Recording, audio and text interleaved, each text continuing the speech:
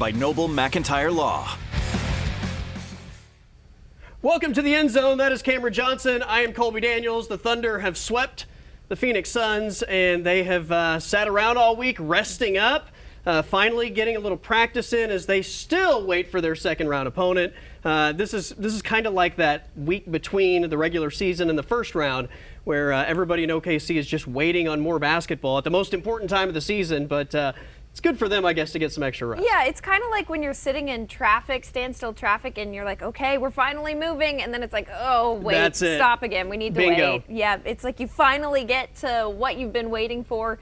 And while it ultimately, like you said, is good for the players, as a fan, you're like, I just want them to play basketball I just want to mash the gas pedal and get moving, right? Like exactly. just this whole standstill thing is driving me insane. I think a lot of people felt like, especially the way the Lakers-Rockets series started, the Lakers were just going to mow through this thing, and maybe we would at least know the opponent, whether or not that created a quicker start to the second round. You know, that would have been determined, but no, both the Rockets and Lakers, I get the feeling neither one of them wants the right to play OKC at this point. Right. And they're just trading awful performances. Yeah, like you said, it's a great thing for the players because all of a sudden you're going to have a team that is coming off, like there's just a super quick turnaround. They're going to be exhausted, especially with a series that has the potential to get up to 7 games. We'll see, but I mean that's a huge benefit for the Thunder, whoever they play. Yeah. Well, let's talk about this Thunder team. They sweep the Suns, 4 games. They're done. They're resting. It was an absolutely brilliant series for Shai Gilgeous-Alexander. I know Game 1 wasn't the most efficient shooting game for him. The eyesore compared to what his normal production looks like. And he received a lot of criticism for the free throw attempts in Game number 1. Games 2, 3, and 4, though, he was absolutely outstanding. I mean, to the point that I think some of the critics nationally are starting to have the conversation, like, has he dethroned Jokic as the best player in basketball? And, he was exceptional. 33.8 points per game in the series. A ton of defensive plays in this series. And I thought his ability to get others involved to, I think, raise the confidence level in his teammates when he was getting so much defensive attention. His fingerprints were all over these games. That's the beauty of watching Shai Gilgeous-Alexander. Not only is he good individually and very good at that, but he's also, like you said, really good at getting his teammates around him to play well as well. So it's not like he's a ball hog by any means and a selfish player. It's just like he's a guy who, to me, does everything the right way for the most part, and it pays off. Well, you hear him talk about it, but you see it within games. I mean, how many times is he like quietly at like 15 or 16 points in the first half and you don't feel like he's taking a ton of shots? It's because he's so efficient, but also because you don't feel like he's forcing the issue. He takes it when it's there. He knows when there's a moment that he needs to get one, but he's also reading the defense and seeing, if somebody else is open, he's making that pass or moving the basketball. And I think that's a credit to his IQ and why this team is so good and why they rally around their star the way they do. Speaking of that, J-Dub is the sidekick, the Robin to his Batman, was exceptional in the first, game and a half of this series before the grade 1 hamstring. I thought he looked as explosive as maybe he's looked in his entire NBA career in those 2 games. I'm very curious to see what this next round looks like for him, if he plays at all or not. But, obviously he's going to have to be part of the equation when, the inevitable Spurs Thunder collision course in the Western Conference Finals ultimately arrives. It's interesting when he was injured that first time and there was that stat going around about how the Thunder play with him versus without him. And it was a head-scratching statistic, but when it comes to playoffs, it's like he was playing his best brand of basketball, I think, this season, one of the best players on the floor, so it really was a shame to see him go down. But again, everything that this break in between the first round has gone right in every way, and that he's going to get some extra time to heal up, and then hopefully they can get an advantage enough in the early games in this second round to where he can come back to a good situation. He seems like he's in good spirits. He doesn't seem overly frustrated. I mean, obviously he's going to be frustrated to a degree, but he doesn't seem overly frustrated with the injury. And you just hope that when he does come back, there's not like that little bit of Right. doubt in his mind that maybe prevents him from being as explosive as he looked to start this postseason. But if you watch the fourth quarters of even the Suns series where the Thunder won, you can see where they need him and how Yeah. valuable his just physicality and ball handling ability, how valuable those are to this team. Speaking of that, I mean, A.J. Mitchell, to his credit, filled in terrifically when you consider he made his first 2 career playoff starts on the road in games 3 and 4. I know game 4 was a little bit tough in the fourth quarter. The Thunder had 8 turnovers. He was responsible for some of those.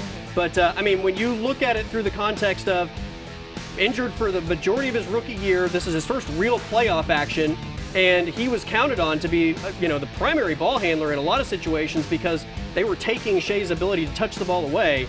I don't know how you could say anything negative about A.J. Mitchell in those circumstances. I know I sound like a broken record when I say this, but that is the benefit of the injury battle they fought all year. You have a guy like A.J. Mitchell who comes in a playoff scenario. Granted, it is the first round, but still Yep. it's the playoffs, and he just comes in and plays like a guy who's been there the whole year and has 2 really, really good starts, and it's just really comforting to know, both for the Thunder and fans, that you have a guy who can step in. Yeah, and he's going to be big in this next year. He's going to be big all the way through, but especially the longer J-Dub is out. I mean, the Thunder are going to count on him to handle the basketball, not only when Shea is off the floor, but in those moments where teams are double teaming Shea and preventing Shea from even getting the inbounds pass, and that puts a lot of pressure on AJ. And he, to his credit, seems pretty stoic in those situations, unfazed by all of it, which is a credit to a guy that's barely scratched the surface of his playing career in the NBA. The other thing I got to point out, without J-Dub, I felt like in games 3 and 4, both Isaiah Hartenstein and Chet Holmgren, the Thunder bigs, really stepped up. We knew in this series that they had a size advantage, and it was a big opportunity for those 2 guys especially to make their mark on the series, but I thought there was even more maybe assertiveness out of the 2 guys in the 2 road games without J-Dub. Yeah, and obviously Shea Gilgeous-Alexander is going to make the headlines for all the right reasons. But to me, Chet Holmgren was kind of, I don't want to say unsung hero because he got a lot of praise, but him and Isaiah Hartenstein, they were just a very dynamic, dangerous duo that was very helpful to them in this series, and it's just been fun to watch those 2 firing on all cylinders, I should say. I like to see the assertiveness out of Chet. I still want to see a little bit more, I guess, decisiveness when he touches the basketball, as far as this is what I'm going to do with it. Sometimes I still feel like there's this, he puts it on the floor and he's kind of trying to figure out what he's going to do with it. He has such an advantage all the time. If he's decisive, I feel like he just sort of turns that corner. But again, it's hard to find a lot of criticisms of what this team has done, and now they just sit back and wait for either the Lakers or the Rockets. All right, we got to take a timeout. On the other side of the break, how about Shea Gilgeous-Alexander? Not only is he an MVP on the court, but showing off some MVP Photoshop skills. That's next here on The End Zone.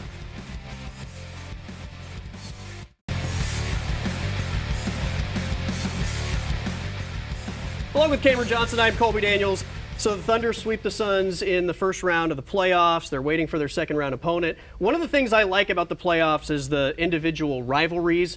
I know some fans turn some players into villains and don't like some of the chippiness that takes place in a series, but I like it. I think it adds more drama, especially when it's 2 guys that like each other off the floor, like SGA and Dylan Brooks do. Yeah. Obviously, at the end of that series, you saw them hugging and smiling, and they enjoy each other as people, but fierce competitors, to say the least. I love the fact that it was Dylan Brooks chirping throughout the entire 4-game series. And then after the fact, SGA showing off his MVP Photoshop skills with the Cancun on 3 photo posted to Shea's Instagram. When I first saw that post, I didn't even realize the Photoshop. I mean, I remember that moment, and I was like, I'm glad that he chose to highlight that moment because it was fun. And then finally, after about scrolling through 5 different Instagram stories, I was like, oh, wait, that was very clever. And I love to, like you said, Dylan Brooks is the guy who's chirping through the whole series, and SGA's kind of like, I'll let my work speak for itself on the floor, and then we'll talk after. And then he just he throws a little shade at the end, like, hey, we got it. Nice to see you, but it's time to move on to something else. So the Thunder beat the Suns, flew back. Obviously, it was cool to see all the fans go out to the airport. I caught up with our buddy Anthony Morrow earlier this week, and he shared his memories of what that's like as a player to get home and all the fans are at the airport to greet you? First time was, my first year. And it's like 2 o'clock in the morning or something like that. We got like 150 people outside. I was like, because I'm like, what's going on? And like, I forgot who it was. They were like, oh yeah, they do this when we get back. I'm like, damn, this is crazy, man. It was like a college feel, you know? Like, that's the kind of little stuff I miss, man. Yeah, that was a great feeling, man. You get back and just see all the fans there and like everybody cheering you on.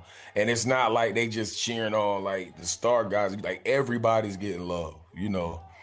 So, yeah, man, it's all of that kind of stuff is like, it builds in the camaraderie, man. You know, and that city deserves it. The guys have been playing well. The whole organization deserves that, including the city. So, yeah, I miss that. I miss that, man. If you get back off a road trip with your job and your neighborhood is standing in front of your lawn and cheering you on after you just got back from a 2-3 hour flight, you're gonna appreciate that. When you come back from your job training or whatever you do, they come back and inspire you because you just got a promotion. You're gonna appreciate that. You'll cry. You're going to put it on Instagram, all of that. There you go, from a former Thunder player. I mean, I know that sometimes the national people call that corny and, you know, college feel, but it's certainly not hurting anything. And as you just heard, it's appreciated by the guys for sure. I would love to come home from a work trip and have people out in my yard cheering me on. That is pretty cool. But that really is one of my favorite things about this team is how much they also love the community. And I'm not saying that other teams don't feel that way, but it just seems like a genuine connection and a genuine respect between both the team and their fans. And that's what makes them, it kind of strengthens that bond, and that's why this community rallies behind them. Before we take a time out, let's hear from Shai Gilgeous-Alexander, who not only spoke on the sweep and what that means to the team, but their possible next round opponent. It is a really good feeling.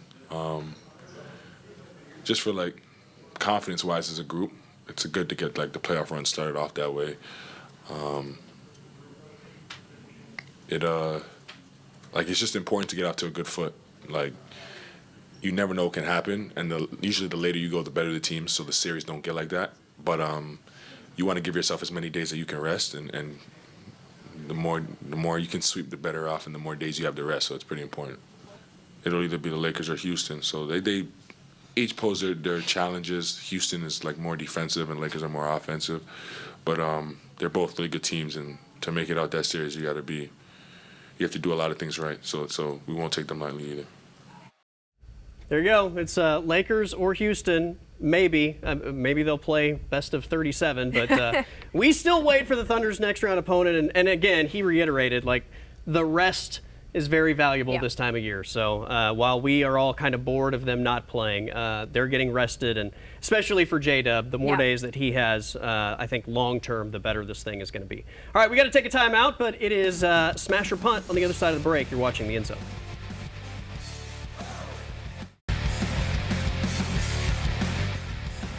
All right, welcome back to The End Zone. I'm Colby Daniels. That is Cameron Johnson. It is time for Smash or Punt.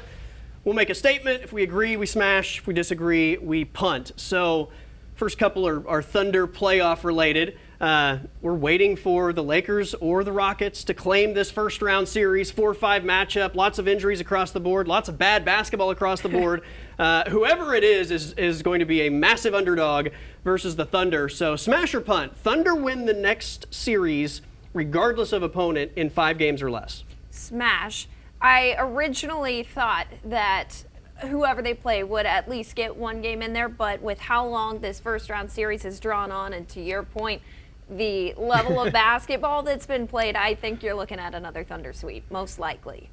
I mean, first of all, you need both of those teams to be fully healthy if they're going to have a chance to steal one. Even in that situation, as bad as both of those teams look at times, I just don't know that that's going to happen. I think it's going to be a sweep regardless, but it's a smash all the way. If they were to lose 2 against either one of those teams, it would be pretty shocking to me. Some concerns. And we're probably having some much bigger conversations going forward. All right, smash or punt. J-Dub is going to play in this next series. Smash. Do I think it's in the first couple of games? I don't know. I think probably looking at maybe a game 3, maybe a game 2, but I do think we do see him. All right, because I think it's going to be either a sweep or maybe 5, I'm going to punt this. I think rest is the most valuable thing to J-Dub, and I would rather have a little bit of rust in the Western Conference Finals than even risk bringing him back even a day too soon. So I'm just looking at it. I have no idea what they will do, but from my perspective, if I don't need him this series, I am not risking it at all because you will need him in the next series without question. So I'm going to punt that one, but it'll be an interesting storyline as this series goes on. He is going to be reevaluated on a weekly basis. All right, smash or punt? The NCAA tournament expanding to 76 teams. Punt. Get it away. No, I think I have no problems with the current setup. You've got a lot of teams. I mean, every year there's a team at least in there that you've not heard of, most likely, that comes in there and goes on a run. You still get to your juggernauts in there. I'm perfectly comfortable with the way it is. 76 is too many. I understand why they're doing it. I mean, the college basketball regular season versus March Madness. March Madness is the crown jewel of that sport. Yeah. Let's try and add more inventory to that. So I get why they're doing it. It makes sense why they're doing it. Do I think it is needed in terms of the sport itself and undeserving teams not getting in? Not at all. So from that standpoint, I will punt that away as well. All right, Oklahoma had 7 players drafted in the NFL draft last weekend. Smash or punt, OU football will have more players drafted next season in 2027 than they did this year. That's tough. I think you're looking at least 5. I'm gonna say smash. It's gonna be close though. They've got some good talent coming in. I'm gonna go smash. I'm gonna go 8. I like doing the math. There's a couple guys that I think could go either way, but I'm gonna go smash. They bring back a lot of experience from last year's team. All right. All the way too early mock drafts and draft predictions have Arch Manning as the #1 overall pick next year. Last year, I think there were 5 quarterbacks in a mock draft that I saw, the way too early mock draft, that didn't go in the first round at all. So, smash or punt, Arch Manning is going to be a first-round pick. Not the first overall, but just a first-round pick. Ooh, that's tough. I think I could see him as more of a second-round pick. I think this last year he had all that hype coming in and didn't fully live up to it. Maybe that was a fluke, but right now I see him as a second-round pick. All right, I'm going to go I'm torn on this one. I'm gonna go smash. Okay. At the end of the day, I think it might be a little bit. The name maybe carries it. Yeah. So yeah, there you go. All right, it is the closing argument next here on the End Zone. All right, welcome back to the show. Closing argument time. Noble McIntyre. I'm Colby Daniels. This is a really popular topic of conversation because everybody has a big-time opinion on this one. In the college football world, quarterback Brendan Sorsby, who is now at his 3rd school overall, Texas Tech, has been caught gambling. Fun stat, Brendan Sorsby has more wagers on sports than he has passing yards in college football, and he is a 3-year starter. Over 7,000 passing yards, over 10,000 sports wagers. Now, most of these probably aren't wagers that are going to get him in trouble. He bet on baseball a lot. I have no issue with that. But when you start betting inside your own sport, that's where it's an issue. He has entered medical rehab for his health. So this is kind of a tricky situation. I'm curious how the NCAA is going to view this, but under investigation, do you think he plays this year? I don't. Look, the integrity of the game has to matter. And we're fooling ourselves if we think he's the only one. He's not. I mean, 10,000 is a lot. I mean, that's an extreme level of bets. But he's not the only one. He's just the only one that's high profile that's gotten caught. And he's a $5 million a year NIL guy. And so the NCAA has to make an example at some point. And it's a balancing act. They have to weigh the medical side of it. And we do that because obviously he didn't self-report before he got caught. That's right. It's only after he got caught. That's something you would do for public image. And so we kind of weigh that in the back of our minds. But the NCAA still has to look at it and go, okay, gambling's a problem. We have to weigh the health aspect of it. But integrity of the game matters. And if you don't take a firm hand now, what do you do with the next kid and the next kid and the next kid? And so I think the NCAA says no, absolutely not. I think the school will fight for him. because he's still a kid, he's still a person. But at the end of the day, I think the NCAA takes a very, very hard line, and they stretch this investigation out. He can't play until it's over and the whole season goes by. Being familiar with the NIL deals, I'm curious what this means for Texas Tech and that $5 million. Do they salvage that, or does he get a portion of that, or how does that work? It's a very good question, and I think in the early days of NIL, which we still are, I don't think some of the agreements are written with the morality clause that some of the head coaches have. And so, he may have a contract that has something in there that says, now, if you do something that embarrasses us or you lose your eligibility, we're taking this money back. But he also may not. Because he was a big enough name, $5 million a year is a ton of money. He may very well not have that in his agreement. So that may end up in litigation. Yeah, it'll be very interesting to see how it plays out. Obviously, it has massive impacts from an odds standpoint on whether Texas Tech's going to be really good this year or not. But you want to take a bet on it? I'll give you 3-1 odds. Perfect. All right, that is the closing argument. That is Noble McIntyre. I am Colby Daniels. We'll see you next week.